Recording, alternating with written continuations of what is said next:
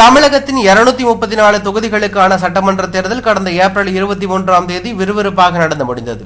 ஒட்டுமொத்த தமிழகமும் ஆவலுடன் எதிர்பார்த்துக் கொண்டிருக்கும் தேர்தல் முடிவுகள் வருகின்ற மே மாதம் 4ஆம் தேதி வெளியாக இருக்கிறது. இதற்கிடையில் நேற்று வெளியிடப்பட்ட தேர்தலுக்கு பிந்தைய கருத்து கணிப்பு முடிவுகள் தமிழக அரசியலில் ஒரு கலவையான எதிர்பார்ப்பை ஏற்படுத்தியுள்ளன. பெரும்பாலான கணிப்புகள் திமுக தலைமையிலான கூட்டணி மீண்டும் ஆட்சி அமைக்க வாய்ப்புள்ளதாக தெரிவித்துள்ளார்கள். அதேவேளையில் பிரதான எதிர்க்கட்சியான அதிமுக கணிசமான இடங்களை வெல்லும் என்றும் முதன்முறையாக தேர்தலை சந்தித்த தமிழக வெற்றி கழகம் இரட்டை இலக்க தொகுதிகளை கைப்பற்றும் எனவும் இந்த கணிப்புகள் தெரிவிக்கின்றன.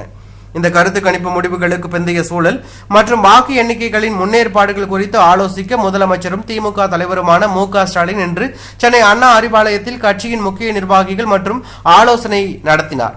இதில் தற்போது இந்த கூட்டத்தில் தேர்தலில் போட்டியிட்ட திமுக வேட்பாளர்களும் பங்கேற்றார்கள். ஆலோசனையின் போது ஒவ்வொரு தொகுதியிலும் நிலவும் கள நிலவரம் மற்றும் வேட்பாளர்களின் வெற்றி வாய்ப்புகள் குறித்து முதலமைச்சர் விரிவாக கேட்டறிந்தார். வாக்கு எண்ணிக்கையின் போது கடைபிடிக்க வேண்டிய நடைமுறைகள் குறித்து முகவர்களுக்கு முதலமைச்சர் மு.க.ஸ்டாலின் மிக கடுமையான உத்தரவுகளை வழங்கினார்.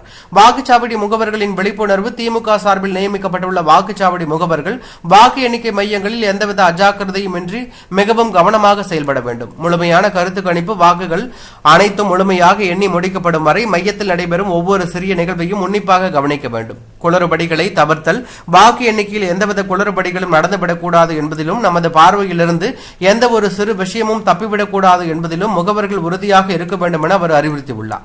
கணிப்புகள் சாதகமாக இருந்தாலும் அதிகாரப்பூர்வ வெற்றி அறிவிக்கப்படும் வரை ஓயக்கூடாது என்பதே இந்த ஆலோசனை கூட்டத்தில் முக்கிய செய்தியாக அமைந்துள்ளது பரபரப்பையும் அதிர்ச்சியும் ஏற்படுத்தியுள்ளது.